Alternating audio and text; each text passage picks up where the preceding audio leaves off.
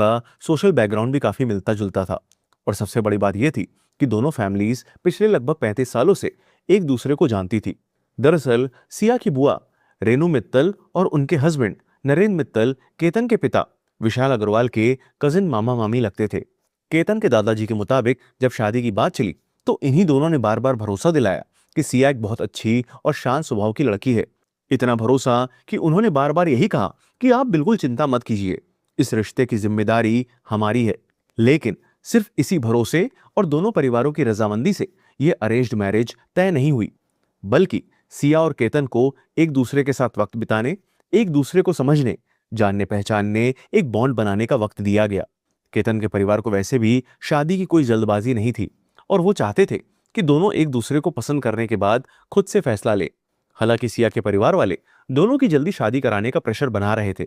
यही एक बात साफ कहना भी जरूरी है कि इस केस को लेकर कई न्यूज चैनल्स और उनसे सुनी सुनाई बातों के आधार पर कई इन्फ्लुएंसर्स ने यह दावा किया कि इस शादी पर 17 करोड़ रुपए खर्च होने वाले थे और मेहमानों के लिए चार्टर्ड प्लेन्स तक बुक किए गए थे। लेकिन दोनों परिवारों के मुताबिक हकीकत इससे काफी अलग थी। शादी की प्लानिंग नवंबर 2026 यानी 23 से 25 नवंबर के बीच की तारीखों के लिए चल रही थी और पूरे फंक्शन का एस्टिमेटेड बजट लगभग 3 करोड़ रुपए के आसपास का था। लड़की वालों ने अपनी तरफ से साफ कहा था कि वो करीब 4 करोड़ रुपए तक का ही खर्च उठा पाएंगे। इसी तरह चार्टर्ड प्लेन्स की बात भी सही नहीं थी। प्लानिंग सिर्फ इतनी थी कि क्लोज रिलेटिव्स को पुणे से अहमदाबाद तक रेगुलर फ्लाइट्स में ले जाया जाएगा और वहां से बाई रोड उदयपुर पहुंचाया जाएगा। और जिस उदयपुर पैलेस की बुकिंग की बात कई रिपोर्ट्स में कही गई, उसकी भी उस वक्त तक कोई फाइनल बुकिंग नहीं हुई थी।